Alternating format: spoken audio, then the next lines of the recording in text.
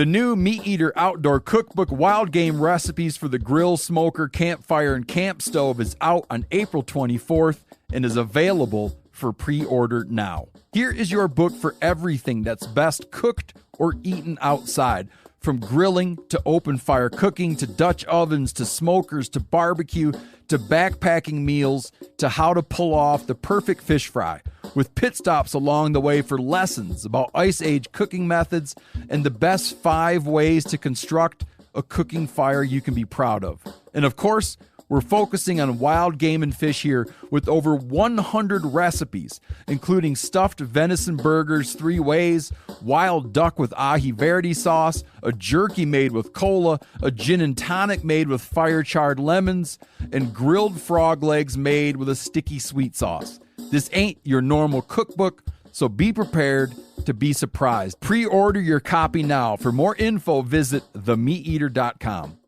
Hey, what's up? I'm Tyler. I'm KC. I'm Anthony. And I'm Sean. And you're listening to The Element Podcast. Perfect. Baby.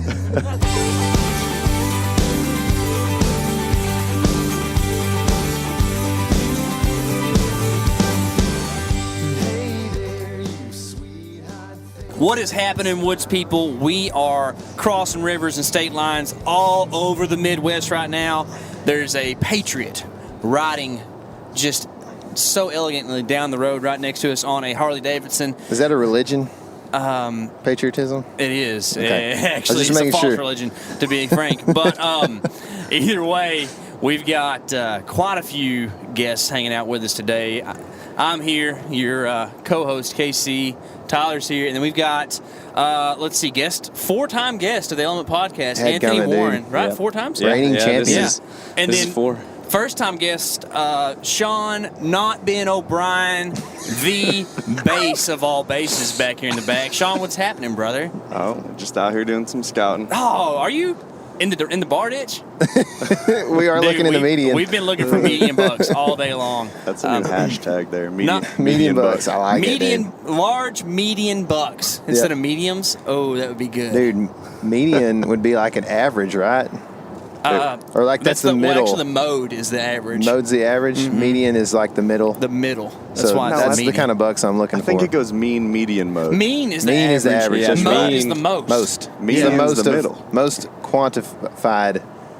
So like most as in not like the highest number, but the most of that number, right? Yes, or the most exactly. of that particular. The most frequent number. So like, say the mode of 8 points would be, the mode of whitetail would be 8 points. Yeah. Because there's probably the most 8 points killed of anything. Maybe Spikes, I don't know. But the mean would be like a 7.2 point. You know what I mean? And then the median would probably be like, I don't know. Who knows? 4.8? 4.8? Who knows? But the mode is always going to be like a round number. Anyways, enough arithmetic for the day, sir. Right now we just crossed the giant of giant rivers, the Ohio, which we figured out has a mean depth of 24 feet. And the width was like a quarter mile. That thing was giant. And when you cross the Ohio out of Kentucky, that means you're headed to Illinois, home of the Fighting Illini. And home of some giant bucks. Right? The Hawkeyes? No, that's Iowa. Sorry. Dang, you're going to have some mad I can't get Iowa out of my This is the Iowa. land of Lincoln. Land of That's Lincoln. right. It is. Yep. Yeah, I saw a log house full ago. That makes sense. Yep. Lincoln logs. And this is, you can't tell lies here. Tyler saw a cherry tree that was not chopped down. Yep. It's an honest place to be. That's right. You cannot, we cannot fool you with where we're going to be doing this Map Scout Challenge. Pretty able to do it, too. Very much able. Anyways, we're headed up to Shawnee National Forest, and we're going to do some whitetail scouting for the Map Scout Challenge stuff. We've actually been, for the last pretty much day, 24 hours or so, we've been working on Land Between the Lakes in both Tennessee and Kentucky. It's a new place for Tyler and I, but it's kind of like y'all's home hunting ground, isn't it? Yeah. I've been out here since last September, so I spent a good amount of time. It's the one place I was not able to fill a buck tag last year. But one of like 40. right? So Yeah, it was like 45. Anthony's got mounts like all over the country he can't go get because of military travel restrictions. So there's just deer heads hanging in every state. He was just in commemoration to Anthony. Chopping ain't stopping, baby. No, chopping ain't stopping. Oh man, but it's a cool spot, man. Yeah. I mean, kind of growing up around, where we're all originally from, that Northeast Texas region of the state. We don't, I never got to see anything like this until I really moved out of the state. I lived in Missouri for a little bit, kind of near the Ozarks, and you got like a good amount of hills and some good terrain and stuff. But as far as like the topography lays out here, it is just so much different than really anywhere else I've ever seen. So just awesome, just an awesome place with great habitat. Dude, there's a bunch of deer. Yeah. We've been driving around and seeing deer and turkeys all the time. Really high deer densities here. Yeah. Big bucks? There might be. Might be? There might be. We're going to see. We put some cameras out on some pretty good stuff. Yeah. I didn't have a whole lot of trail cam stuff going on last year here because I got in so late. And but I had an opportunity that had I been 30 yards closer, I probably could have killed, a mid 130s to low 140s, 10 point. That's a big deer, sir. Yeah. And no doubt. But word on the street is that there are some big deer killed on certain parts of LBL. So how many? Isn't it like 60,000 acres? No, sir. Bigger than that? 177,000. Oh, I must have just been looking at like the Tennessee portion or something like that. Yeah, 177,000 acres. Golly, man. Yeah. And we're heading to a bigger property, though. Yeah. If you can imagine that. Is Shawnee bigger Shawnee's than that? 289. Oh, my goodness. Yeah. Yeah, we That's just like figured more that out than in we the parking have in lot. Texas. That's more acreage than we have in Texas, period. Even though people tell you it's 1.1 million, that's a lie. Okay, they're trying to make you feel good about yourself. They think core land is all open, right? Yeah, they think that like bodies of water counts as acreage of public land. It does not, sir. It does not. But not for deer, at least. No, not for deer. So you've hunted out there for a season? Is that right? Yeah. And Sean, have you've hunted out there or not? No, I didn't. I've been out here for about a year and a half. Yeah. But I never actually got out there until this summer. Anthony and I started doing some scouting, hung some cameras prior to you guys coming up here. Wait, there's cameras in the woods right now that we don't know about? Yes, sir. Where at? On LBL? It's top secret. Top secret. Oh, my goodness. That's military top secret, Dude, too. for That's not real. just like friend top secret. Wait, y'all tell me your name and rank. So this is Anthony. I'm a staff sergeant in the U.S. Army. Sean, I'm also a staff sergeant in the U.S. Army. Staff sergeant. So that means y'all are officers, or is that not an officer? No, non-commissioned officers. Non-commissioned officers. What does that mean? So there are commissioned officers who are commissioned by the President of the United States, who are given authority to give direct orders, and they have basically, special. I don't want to call them powers, but they just have special authority. Special powers? Yeah. They have wands? Or? Yeah. Special authority dictated down to them. And non-commissioned officers, they basically train troops, manage the troops. Officers do the planning.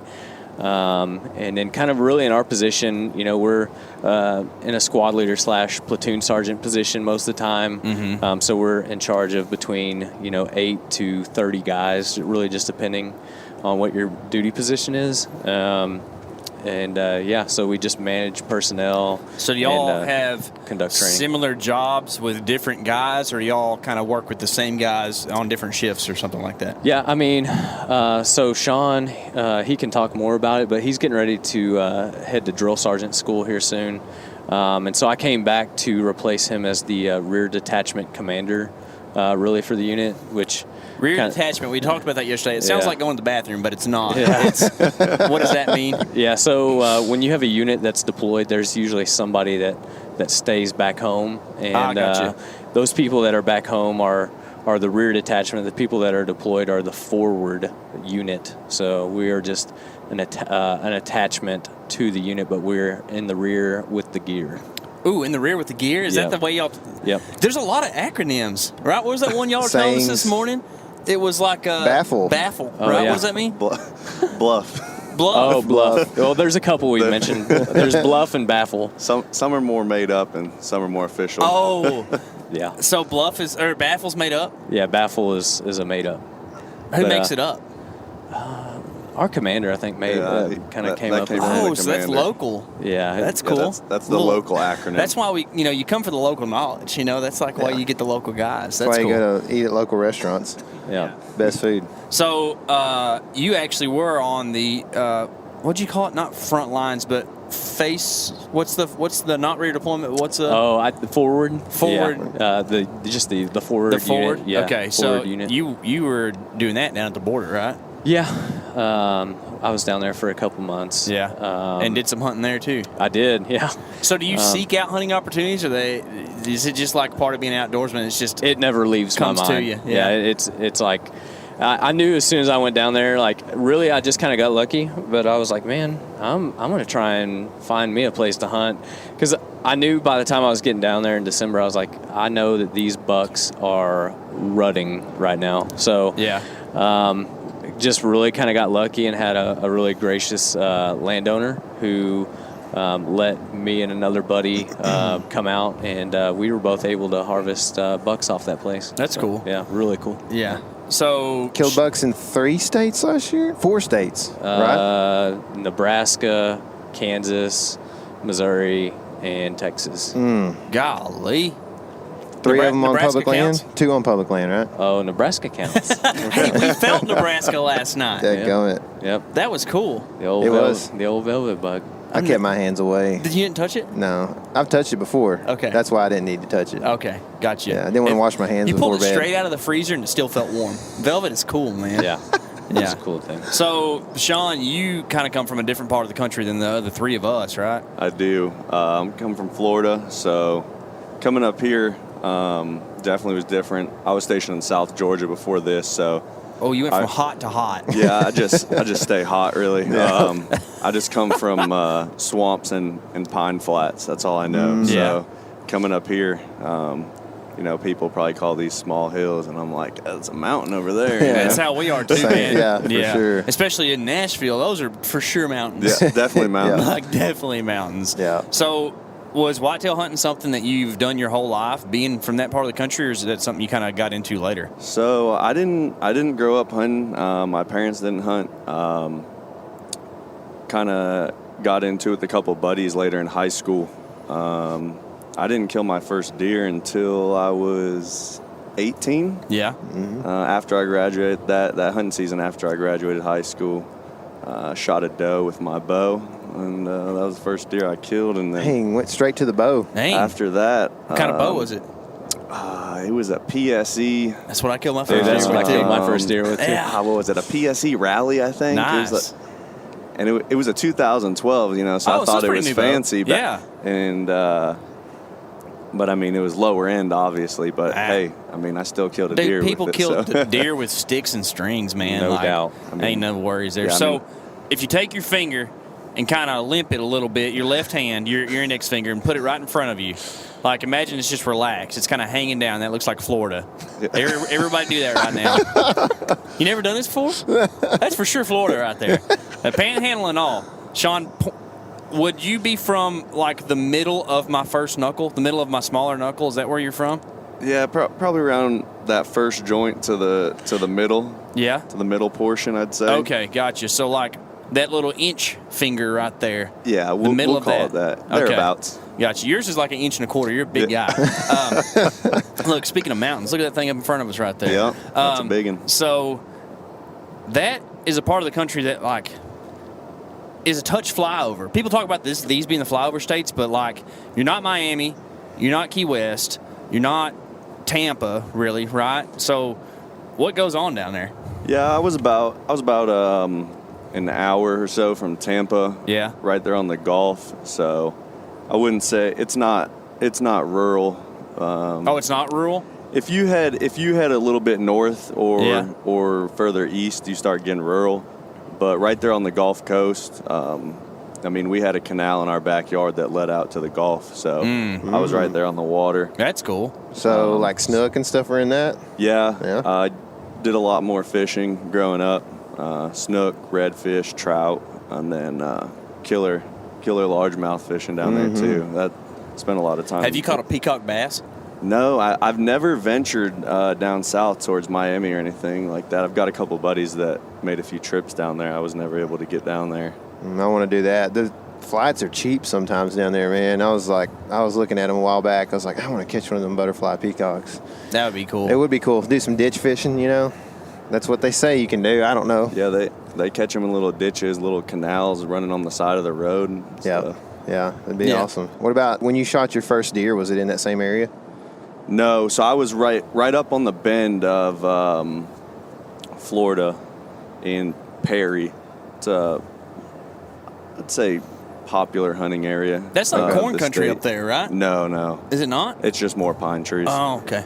Well, so I've got a buddy. He's been on the podcast before, Brennan Rhodes, and he was a tractor mechanic for a long time. And he would go to schools in Florida because there'd be so much corn, like in North Florida, that people would harvest and stuff. I That's what he can't said. even say I've ever seen a cornfield in Florida. Really? I really don't think I have. Dude, Brennan's full of bull. Somebody might. We all knew that hop already. on here, comment on here, saying I'm a liar. I don't know. No, but he I don't is. think I guarantee you. Yeah, but so you killed a deer in that pine stuff? Yep, it was actually one of my buddies. His grandpa has some land out there, so it was on some private land. Yeah. And then Which is after that- fine. Yeah. We got no Yeah. qualms. We killed deer on private, man. So, hey, so on that note, like, why did you feel like you needed to tell us that it was on private land? I'm not criticizing you at all. I just kind of want to know. I don't know. Probably not much public out there. No, Yeah. there really is, but I think it was when I was just getting started. I think Yeah. a lot of guys don't know about all the access that there is to public land. Yeah. At that time, I don't think I knew what a WMA was. Gotcha. I really don't. Yeah, you know, the reason I ask is because there's like this newfound thing, and maybe we even contribute to it some, like that it's cool to kill a deer on public, but it's really not any cooler than killing one on private. It's just a place to do it.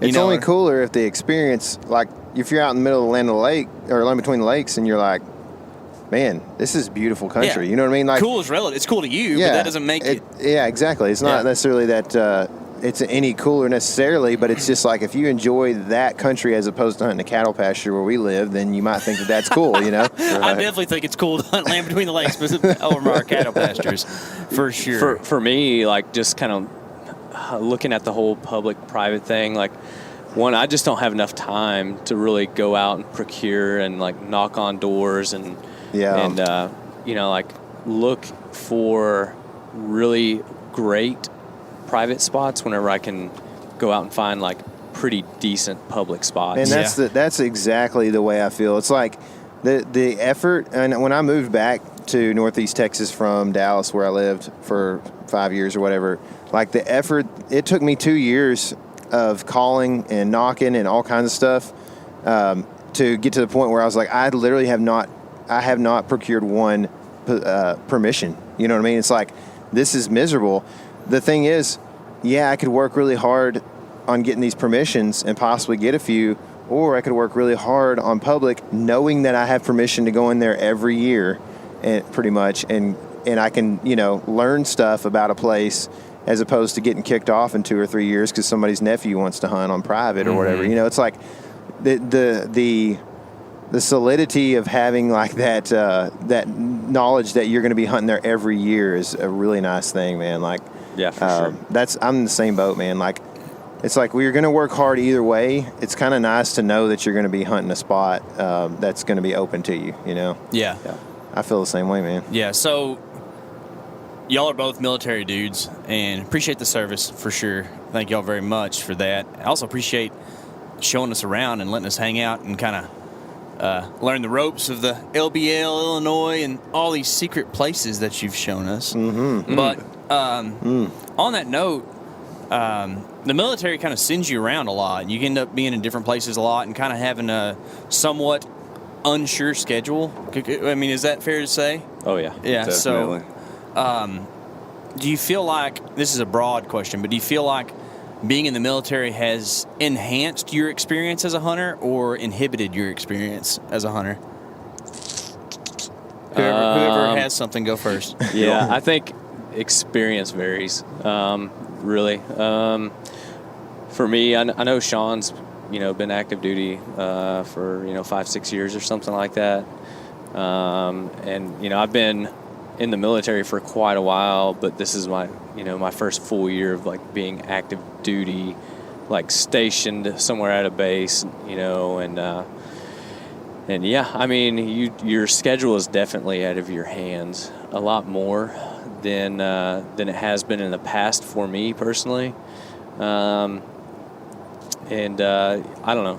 I've always been like a big time studier of the map. Yeah. And I feel like it lends itself to help to help me be successful. So I don't know. What do you think, Sean? What are your thoughts? My experience, I'd say it's definitely made it more difficult. Like I said, I didn't grow up hunting. I started, I'd say I probably started when I was 16 or 17. Killed my first deer. I still didn't really know what I was doing. But I definitely became hooked at that point. And then probably 6 months after that, I headed off to basic training. And my first duty station was Germany. So, so you've been overseas? I was stationed in Germany for 3 years. I don't think I shot my bow once while I was there. Sprechen Sie Deutsch? No, just a little bit, enough to get by. Yeah. Really, just ask if they speak English. Sprechen Sie English? Yeah. If you give them that effort, they usually appreciate that. Oh, that's nice. At least they know you're trying. Yeah. But so I spent 3 years in Germany, and I didn't hunt at all. So when I finally came back, that's when I moved to Georgia, and it was kind of like starting fresh, except this time I kind of knew what public land was at this point, and I started diving in. One of my buddies I was stationed down there with, he's from Iowa. He kind of started guiding me a little bit. Yeah. And we were just hunting public land out there, and that kind of set me on my way. That's cool. So So you kind of got hooked on hunting and then left for 3 years and couldn't even do it at all. Yep. Did you think about it a lot while you were like doing that, or was it like out of sight, out of mind? I definitely thought about it. I would have been trying to hunt those like roebucks out there. So Germany, there's like no hunting land out there in Germany, is there? Oh, there's a lot of farmland some places. Is there? Yeah. There's no public land in Germany, I'm pretty sure. Yeah. It's all private land. So you have to find a landowner that will give you permission, and then you have to pay, trophy fees to that landowner as well as to like the country, I believe. Bow hunting is illegal in Germany. They say it's unethical. Oh. So you can only gun hunt. Yeah. But in order to get a firearm over there, you have to go to like a 3-month-long training. Even though you're toting a firearm for a living every day. You have to go to like a 3-month-long training, and then somehow I didn't really look into it after I kind of started to get deterred after that point. And there was actually an archery shop in town. I think it was a soldier. He retired and stayed there, opened an archery shop. And they would run trips to Hungary, some other place, Scotland, I think. I'm hungry right now, actually. Dude, that's funny because you can tell that you're from the South and American because you just called it hungry. And I'm pretty sure everybody, like at the Olympics, says Hungary. But it's hungry. That's cool. They would organize, roe deer trips and red deer, but at that time, I just couldn't afford it, really. Yeah. And I love that you call them red deer, too, because that's what they are. And I worked with exotics a little bit in the past, and everybody likes to call them red stags. It's just like calling every wild hog a boar. All right, it's not a wild boar; it's a wild sow too. Okay, it's not a red stag; it's a red deer. A Russian boar? Yeah, Russian boar. Y'all have those up here, right? The big Man, how many syllables are in the word? How many syllables are in the word bower? I don't know, man. It depends where you're from. Wild boar. Wild boars out there. Yeah. So, when did y'all both end up in Missouri about the same time, or have you been here a while? Tennessee was where they're actually at. Yeah, sorry, Tennessee. Well, Kentucky sometimes too, right? Yeah. So I've been here since November of 2018. November 2018. And So I got here roughly, like 10 months later, 11? Yeah, 10 months later. Yeah, And you're leaving out September. pretty soon, right? Yeah, I'll be leaving probably September of this year, 2020. Gotcha. And you're going back to Georgia, same place? No, so different? I was stationed in southeast Georgia over in the coastal region. Now I'm going to be over in west central, I'd say, Georgia, right on the Alabama border. How close is that to Atlanta? I want to say about an hour and a half. Yeah, I'm not just enough to be exactly out of the sure. traffic a little bit. Yeah. Yeah. so that's like pretty close to good fly fishing country. Yeah, that's what I was just thinking, man. Yeah. Yeah. So you're like going to be pretty close to like the eastern entrance to the Smokies and stuff, right? Isn't that the case? Yeah, kind of. Probably a few Closer hours. than us. Yeah, much closer. So have you ever been to the Atlanta Aquarium? No, but I've heard it's pretty best, sweet. Dude, it is the best thing ever, man. My wife's been there, and she said it's pretty awesome. So They have whale sharks, man. That's pretty they have a sweet. tank that'll hold 6 whale sharks. That's how Jeez. big it's got it to is, be a man. big tank. It's huge. Literally, the whale sharks can swim to the other side of it. You can't see them. When does it Wow. stop becoming a tank? Yeah, it's just like Just a lake. Yeah. It is Enclosed lake. amazing. An enclosure. It's a place to go, man, Yeah. for sure. So, what's that river, KC, that we were? Chattahoochee. No. Oh, what? Is it not? Well, yes, you're right. But there's another river that is like it exits from the Chattahoochee, or maybe it feeds into the Chattahoochee, goes to the Gulf, or something like that. I can't remember. And it's like a clear water, a little more clear water than some of that Chattahoochee stuff that comes through like Atlanta and stuff. I can't remember. I thought you might remember, but there's some Georgia has some pretty legit rivers when you talk about like they've got clear water for trout, but then they've got like a couple of bass species, which this is something I'm interested in, is catching different bass species. Florida and Georgia have a bass called the Suwannee bass. And I'm not sure that my dad and I haven't caught them before. I've looked at the range, and the range doesn't quite get to where we were fishing. And I can't remember the name of the river, but it was in northern Georgia.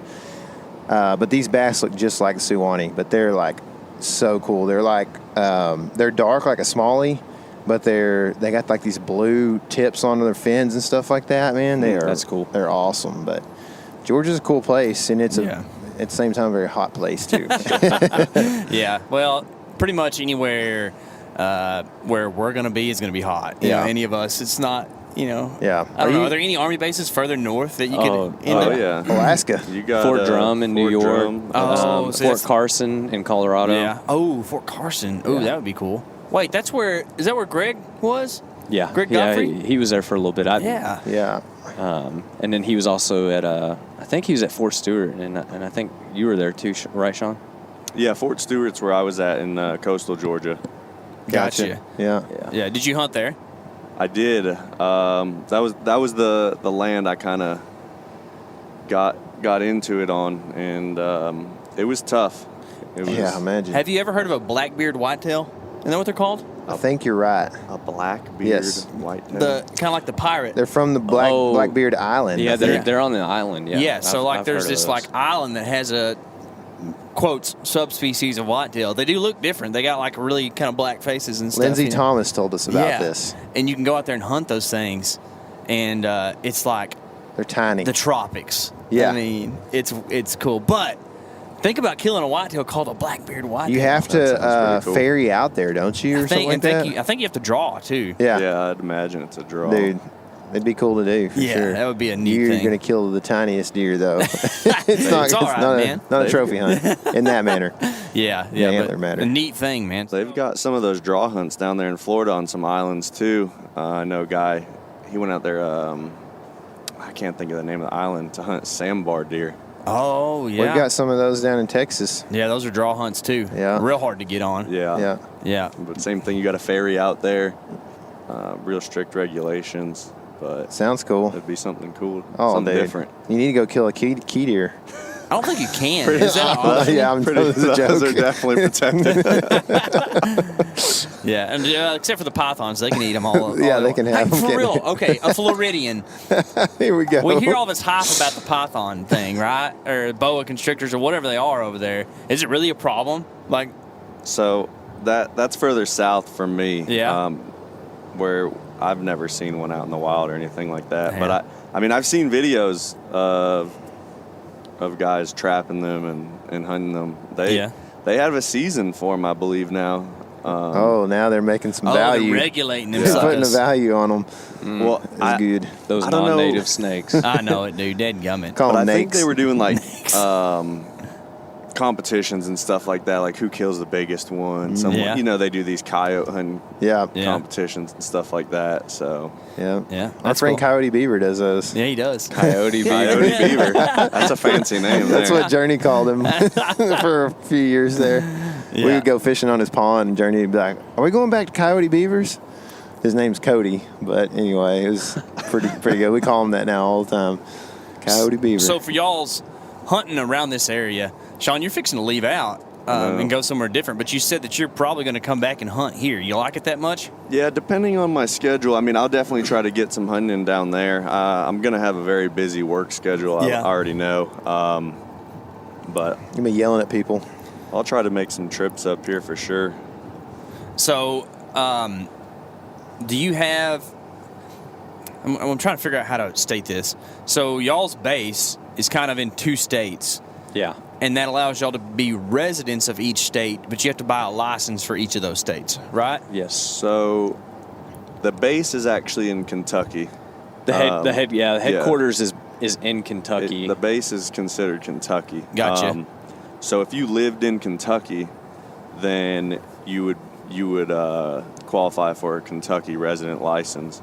However, if you live in Tennessee, you reside in Tennessee. However, you're stationed in Kentucky. So I think it's kind of a loophole. I don't know. Oh, That's cool. That they might catch on to us now and start regulating it. That's I'm gonna have cool. to pay non-resident fees now. So- Yeah, or they could just be real good to military people and Yeah. let them do And just both states. not right? be jerks. Yeah. So last year I was able to buy a Kentucky and Tennessee resident license.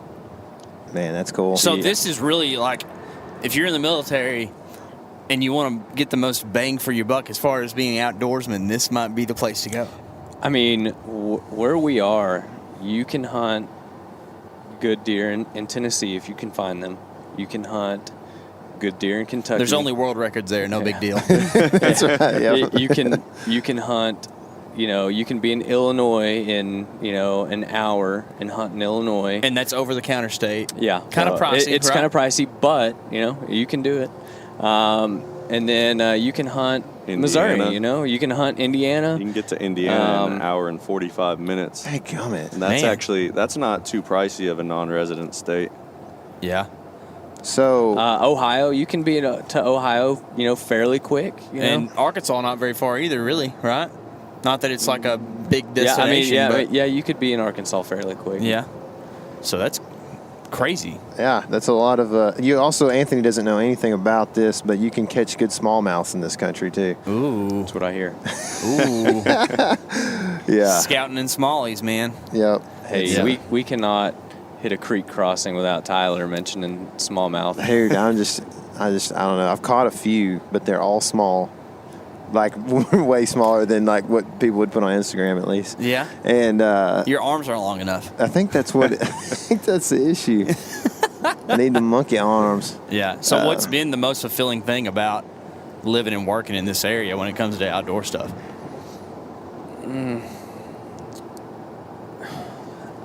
I'm a huge fan of LBL. Like, Yeah. I know, I was talking to Sean about it quite a bit, since I got here. And I'm like, man, I'm going out here. And vice versa. Like, I know Sean hunts on post quite a bit. More of those acronyms. And when you say too. Sean, do you mean Ben or? Yeah. O'Brien. OB. Yeah, OB. There we go. I like that. O'Breezy. Oh, breeze. I know he hunts on post quite a bit. There's just a lot of red tape to hunting on posts, and but there are giants, like legit. Like there was a 240-inch buck killed in velvet, like less than 2 miles away from our office. Golly. Hit by a car, like, what, 2 years ago? I think it was 3. I think it was, I don't know, maybe 5 years or so. But I mean, But regardless, they're growing there. And they're killing booners out there every year. Yeah. Like, at least 1 or 2. Gross boons? I couldn't tell you. They do have this new scoring method, so I don't know. Wait, who does? I don't know. I've seen it. It's some abbreviation or whatever. SCI, probably. No. Like a water displacement thing, or is it something different I've never heard I don't of? know. I think it's like a new name or something. I saw it my recently goodness. or whatever. Cool. So That's the one. That's the one it's going to be? I'm looking at pictures of this deer. Oh, that was conveyed well on podcast. Oh. Oh, it is a tank. Look at that big kicker. Hey, one of my goals Oh, is to my shoot a goodness. drop tine deer at some point, man. Yeah. I don't know how you make that That's happen. the problem with that goal is like it's just like a luck goal. Yeah, it Yeah. is. Yeah. It is. Yeah, so you like LBL a lot, and that's Land Between the Lakes. Yeah. And is it attractive because of how like secluded it is, how wild it is, how many deer? Like, what's the big deal? So, we have a couple WMAs like fairly close to the house that I know. I think Sean's hunting, and another one of our buddies, Brian, his hunting it and killed a really good buck on there last year. But originally, like, I anticipated that there would be a lot more bow hunters around here when I first got to post out here at Fort Campbell. So my initial logic was like, man, if I can get even an hour away from those WMAs, maybe I'll have less competition. And then, Land Between the Lakes was appealing because it's 177,000 acres. I can get away from people for the most part, and I saw that last year. I could get a pretty good ways away from most folks. Because they'll kind of stick to the major roads and stuff like that. But Yeah. That was kind of my theory. Like, get away from where other competition is by driving a little bit further and then like walking a little bit further. Do you feel like LBL gets just as much deer hunting pressure as it does turkey pressure? Oh, no. From what I saw last year, I mean, you're going to see deer hunters out there, especially on the weekends. But I went turkey hunting out there this year for the opener, and I don't know if it was like because it's like the Holy Grail around here, or if Tennessee was like the only state that was allowing non-resident hunters. But it was like slam packed. And then the weather was so irregular this year. It seemed like the best days were like the middle of the week. And then, come the weekend, it would just like drop 15 degrees, and just rain. Yeah, and that be happened to us too. real windy. And like, I don't know, some guys will go out and get after it, but like, if I can't hear a bird, I'm just not turned on to turkey hunting, If they're fired up, even if it's cold, like, I'll go out. Like, I don't care, but I'm not going to sit there and just, like, sit in the rain and just hope that one walks by. That's when it becomes cookie time. Yeah. For sure. Cookie. So, fudge, so that baby. kind of stunk for us as far as, like, turkey season went. Interesting fact, though, is that next year they're cutting down our turkey tags in the state.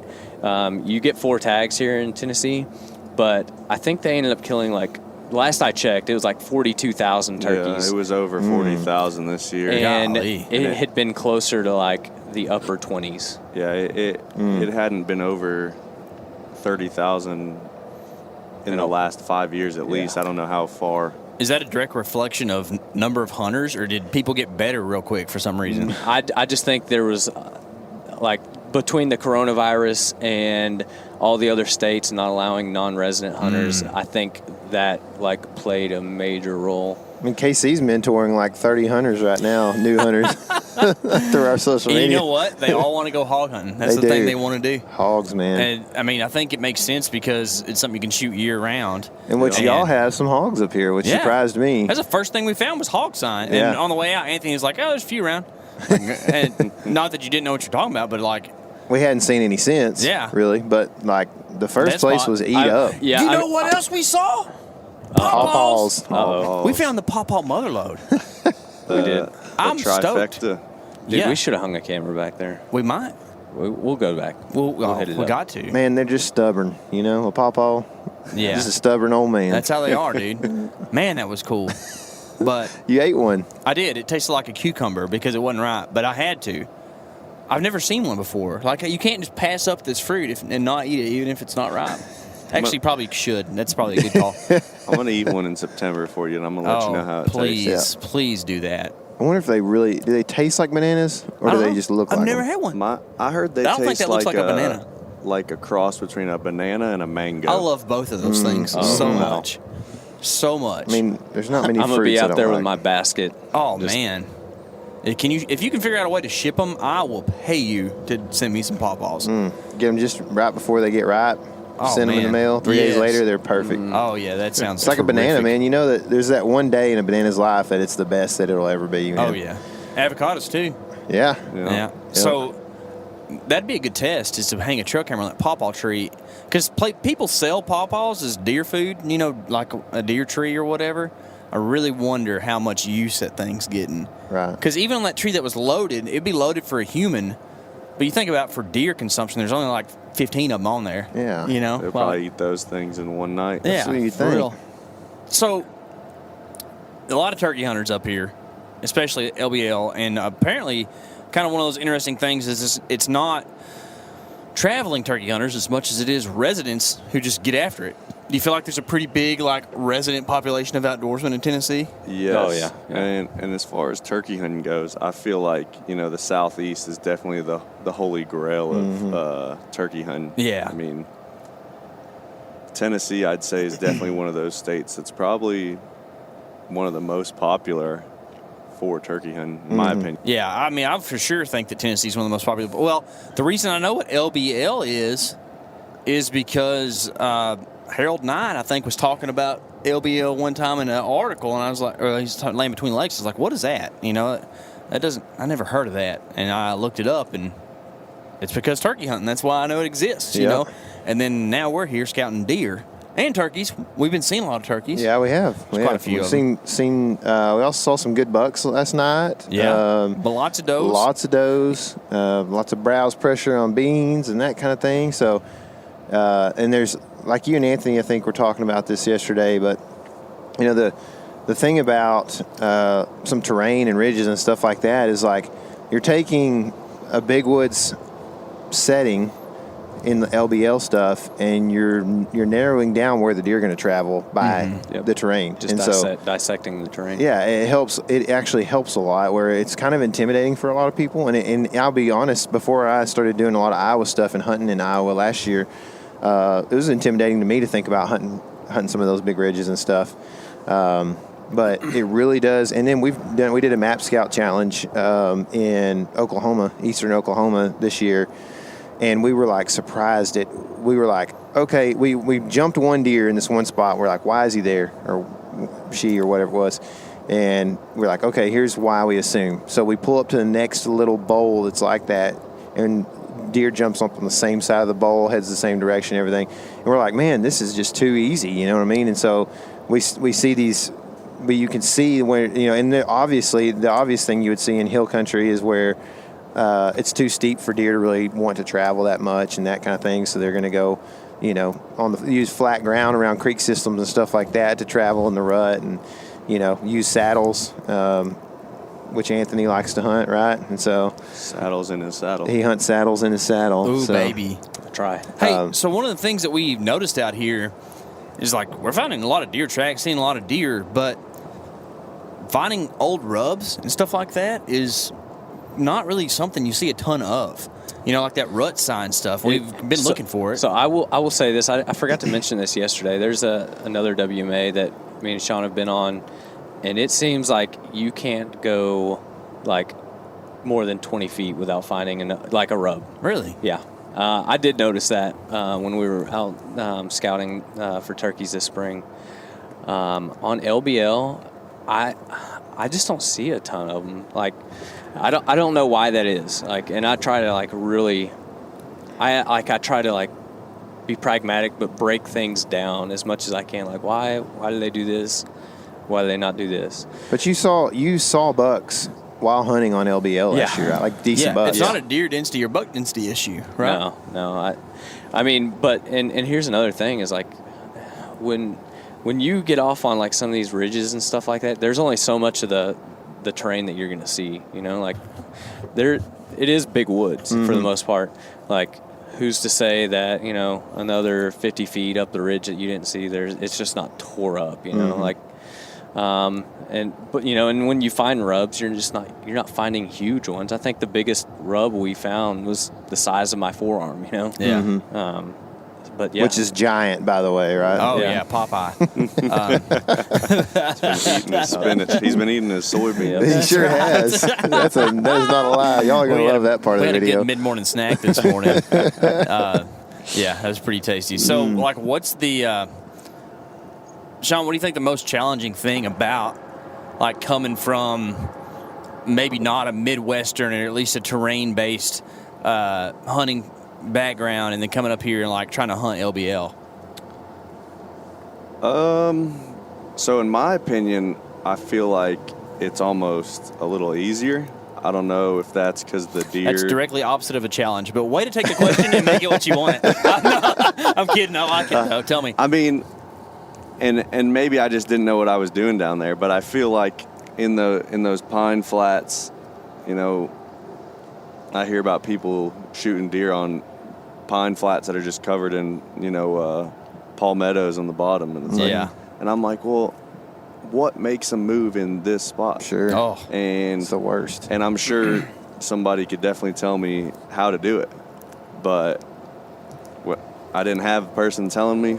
And out here, I feel like with a little more terrain, and you can kind of just start to figure it out. Start learning from these guys on, you know, podcasts and YouTube, you know, listening to The Element. They'll teach you the way. Hey, that is my kind of plug right there. Oh, man, it's natural, you know, subliminal even. So one thing that I think, you know, and I don't want to say, you know, that this is or isn't, you know, the thing, but I think it gives. You're trying guys, not speaking absolutes, right? I appreciate that. I think that Sean and I may have an advantage, like looking at terrain, because especially in our line of work, being in the infantry, like land navigation is like one of those like big skills that you have to know as an infantryman. You know, like you have to be expected to go out, read a map. You know, like just a map of topography, not even satellite imagery or anything sometimes, but just a map with topography lines on it, and navigate and know where you are at all times with a compass and a protractor, you know. And so, like, one of the basic things that they teach are, like, you know, the 5 major terrain features, and then the 3 minor terrain features. You have to tell those to us now. Can you do it? Shoot, yeah. If you're going to mention them, you got to tell them. So a good way to remember it is Hidden Valley Ranch salad dressing. So hills. Hold on. Yes. We were just talking about how Hidden Valley Ranch is like the epitome of ranch dressing, and all others are, you know, the subordinates. pinnacle. It's the standard. The superior. Yeah, it's the gold standard. The gold standard for sure. The Holy Grail, as y'all like to say. That's like one of y'all's things, right? So, all right, Hidden Valley Ranch salad dressing. Does Valley mean valley, or is it something different? Yeah, Valley stands. Oh, perfect. Okay. So H, the hidden, stands for hills. Okay. V obviously stands for valley. Okay. Hidden Valley Ranch. R stands for ridges. Yep. S, or you know, salad stands for saddles, and then dressing stands for depressions. Deep right? creeks. Yeah, depression. Okay. So, and then your 3 minors are spurs, valleys, You just said valleys. Draws. Spurs, draw, and cliffs. And the way I remember that one is, you guys aren't going to like this one, is Dallas Cowboys suck. So that's fine. I didn't say I'm a big believer in their abilities. It's just, but that's how I teach people to remember it. I mean, mediocre. Draw, cliff, spur. Draw. So a draw, how's that different than a valley? So a draw is a point that comes off of a ridge or between 2 ridges. Okay. And so it'll look like a V Yeah. You know, on the terrain. So It's usually going to have water running through it as well. yeah. Draw, Cowboys, Cliff. Okay. And so a cliff is denoted by a bunch of topography lines that like sandwich together or even create, if you see like multiple contour lines and then they just merge into one, that is like the steepest of the steepest. Gotcha. And then spur is like a secondary ridge? Yes, yeah. That's what people would look at and be like, oh, that's a secondary ridge or whatever. Okay. So. I like that a lot, but what about benches?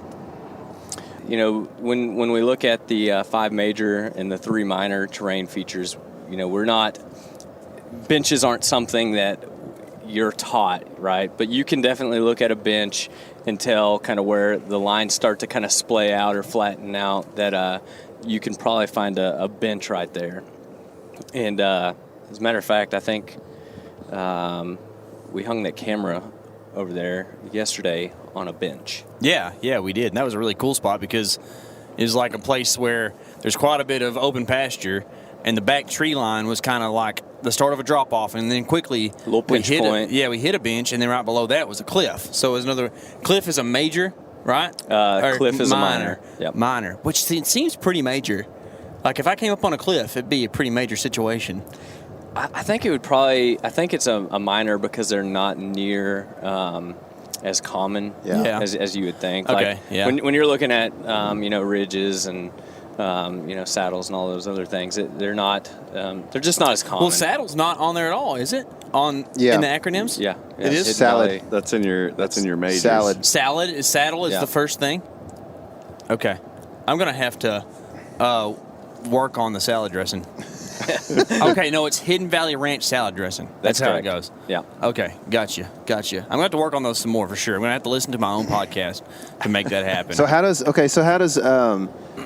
So like when you talk about scouting for deer and using that method, it's going to probably look a little different than the way you are approaching it when you're in the military. And like my question is, are you using this for Are you using this to scout people out in the military, or are you using this to keep your people safe? Definitely both. I mean, when you're talking about keeping people safe and navigating that way, it's kind of funny.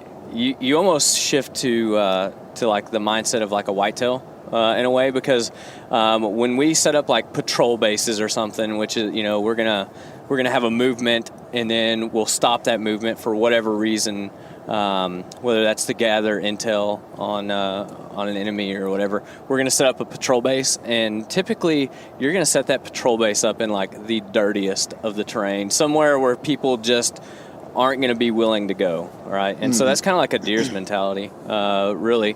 But like, terrain is advantageous for safety for people or deer. So it's kind of a cool mindset.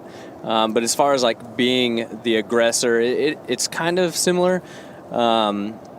Obviously humans travel like roadways and stuff like that. But if you look at like a lot of roads, especially in like ridge country, you're going to look at, roads are on the tops of ridges because that's the easiest way to travel, right? Mm-hmm. Deer do the same thing. They're going to travel ridge tops. They're going to, split ridges by hitting saddles. They'll come off, they're not generally going to do what's hard, right? They're gonna conserve energy, and they're going to be efficient with most of the time what they're doing. So they're going to hit terrain in a manner that's going to be easy and generally pretty quick for them to get from point A to point B or point C. Mm-hmm. So if you're in the space of I have to move my men through this area safely, couldn't you? Does any of that translate over into the whitetail woods where you're like, I have to move myself through here without being seen? Yeah, definitely so. There's a couple like ways to think about it. Where you have speed, you lose security, and where you have security, you lose speed. So where you have where you're going to be the most secure and where you're going to be the most safe, you're probably going to have restricted and slow movement. So and the whitetails are the same way. Like when they move through thick terrain, or like you're going to move on through thick terrain, you're not going to do it very quickly to try if you want to be successful and try and hunt deer, right? But let's say you're going to cross an open field, and this is kind of a deer's mentality as well. Like if you're just going to cross that field, you want to do it the fastest way possible. And so like in the Army, like there's a couple different techniques, but one of the most preferable techniques for like moving across an open area is going to be in a straight line as fast as possible. And that makes sense, right? Because a straight line is the fastest way between 2 points, right? Yeah, I like it. But either way, if you have speed, you're going to lose security. If you have security, you're going to lose speed. And that's just no way of really getting around that. You can kind of mitigate sometimes, but if you think of it that way, like if you wanted to maneuver yourself to be successful and get to a place to hunt deer, I would just say, arrive earlier, get to your spot earlier. Really look at terrain features that are going to lend themselves for you to be advantageous. So maybe that's walking very slowly through, a shallow creek or a dry creek bed. Would that be the valley, part of the Hidden Valley Ranch? Yep. Yeah. That would be. Okay. And so, if you can do those things, you've got a pretty decent shot, whether that's being the aggressor or trying to be undetected. What's the best way to go undetected if you're sitting in front of a Casey's General Store and somebody honks the horn that the vehicle you're driving? Normally, if there was nobody behind me, I would grab the seat handle really quickly and just like flop it back. But that also would have been pretty effective this time too in assaulting your assailant. Assailant. Yeah, there you go. The honker. Yeah, the honker. The perpetrator. I've seen some honkers Just down call me the honker. side of the road back I'm a here. hanging honker. Yeah. Well, OB, what do you think? What do you think about all that, man? The taking the military stuff you've learned and applying it to hunting. Yeah, I mean, we know naturally you're gonna take the path of least resistance, I'd say, and that's what the deer are gonna use. So, as far as looking at that terrain, like Anthony talked about, those saddles are gonna be an easier way to maybe cross a ridge. So you can use that in sensing where the deer are gonna move, and then how you are going to approach it, where the deer are not going to be. Yeah. So you're probably going to have to use the path with the resistance to get there and slip in. Yeah. Yeah. And figuring out how to maneuver through that stuff is probably a big deal. Exactly. I think the cool thing about like just us having, basically been forced to learn that, which I don't consider it forced because I love land navigation and that kind of stuff. But like, I'm helping another buddy of mine right now kind of like learn scouting, and he's from Texas. You should tell him about the Map Scout Challenge. Yeah. And so he, he's kind of looking at hunting up here as well. That's why we're doing like a lot of scouting in this area. But he's like super new to like looking at terrain and stuff like that. And like I've kind of been, I'm like, hey man, I don't want to do everything for you, but I want to help you. So like you pick your own spots, and then let me know like why you pick those spots, and like it's kind of like grading homework, right? Yeah. Like, hey, send me this spot and like tell me why, and then I want to see what your thought process is, and then like I'll tell you my thoughts on it. And I'm not an expert by any means, but you killed like 100 deer last year. Okay, so one of the things that y'all really have been talking about is the terrain features, and I love all the acronyms and whatnot, but I'm sure resource use is something you really think about whenever you're thinking about like engaging an enemy, or maybe even like non-aggressives or whatever. Like there's going to be certain resources out there that people are using, and that's probably something to do with military tactic, whether it's food, water, transportation, all that kind of stuff. Absolutely. And that's another part of what we've been doing over here at LBL, right? Yeah. Everything, like, deer have to eat, right? Yeah. So I'm not near as good at this as Casey is, because this dude is like picking out like leaves and trees and all Tree sorts whisperer. of stuff. Yeah, he is the tree whisperer for sure. But like, it's so cool because that's an opportunity for like us to learn as well. You know, like come out to a place and like analyze all these different like food sources that the deer have available, and then like just be methodic and say, okay, we can see right here that we can tell there's a high deer density. We're finding, what we presume to be doe bedding, and then look over, 50 yards and just find a tree just mauled by deer, big browse line. So yeah, I mean, and just as we need those same resources as like water and food, and cover, so do the deer, and that's going to be crucial.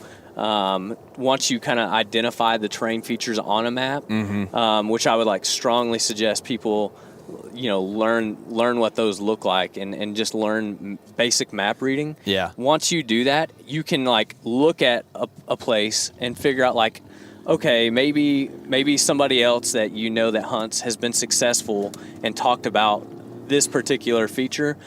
You then go there, and this is kind of what, the whole point behind map scouting. You go to that point, you have these theories, and then you go and test those theories by, seeing like what kind of food, what kind of cover, what kind of water, all these things that the deer need to be like successful. When I say successful, that means to stay alive, right? Yeah.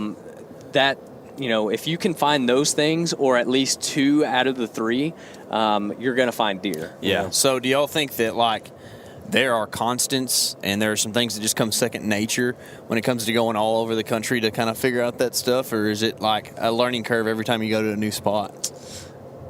Definitely a learning curve for me. Yeah. Like, I mean, like I said, coming from Missouri, I'd seen a little bit of this kind of terrain. But you just never know. Like, I mean, heck, a map, you look at the map and a field looks like CRP, and you could go to it like we did today and find beans on it, So it's so hard sometimes just to presume. But I think there are a few things that if you key in on those things, like you can like add things together that will lead you in the right direction.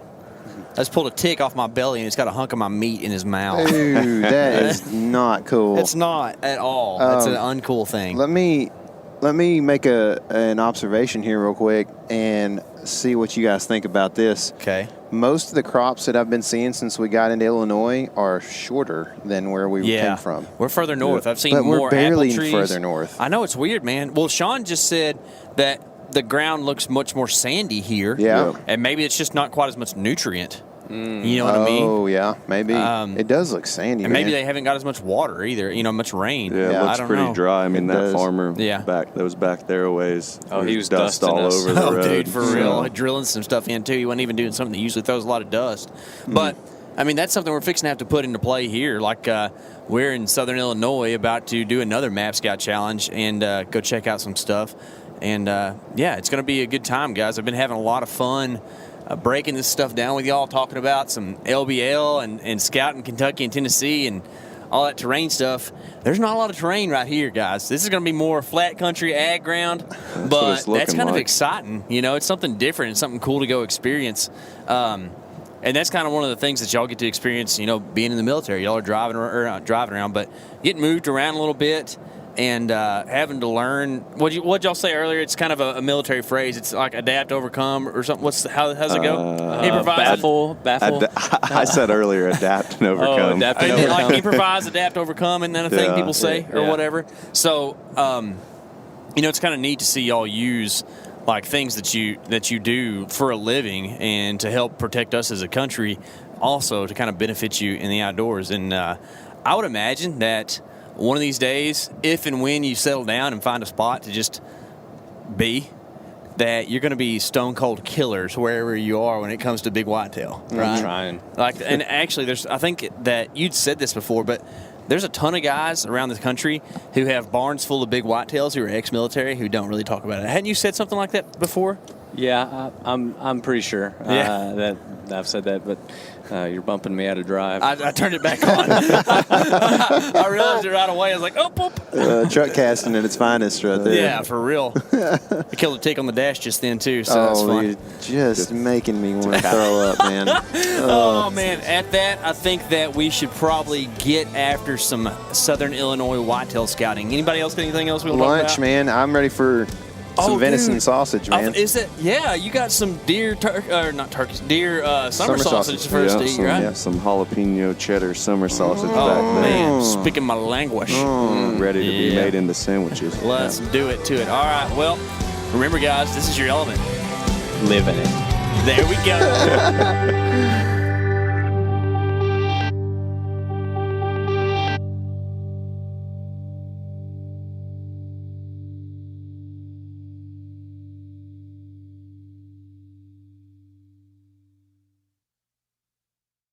The new Meat Eater Outdoor Cookbook Wild Game Recipes for the Grill, Smoker, Campfire, and Camp Stove is out on April 24th and is available for pre-order now. Here is your book for everything that's best cooked or eaten outside. From grilling to open fire cooking to Dutch ovens to smokers to barbecue to backpacking meals to how to pull off the perfect fish fry, with pit stops along the way for lessons about Ice Age cooking methods and the best 5 ways to construct a cooking fire you can be proud of. And of course, we're focusing on wild game and fish here with over 100 recipes, including stuffed venison burgers 3 ways, wild duck with ahi verde sauce, a jerky made with cola, a gin and tonic made with fire-charred lemons, and grilled frog legs made with a sticky sweet sauce. This ain't your normal cookbook, so be prepared to be surprised. Pre-order your copy now. For more info, visit themeateater.com.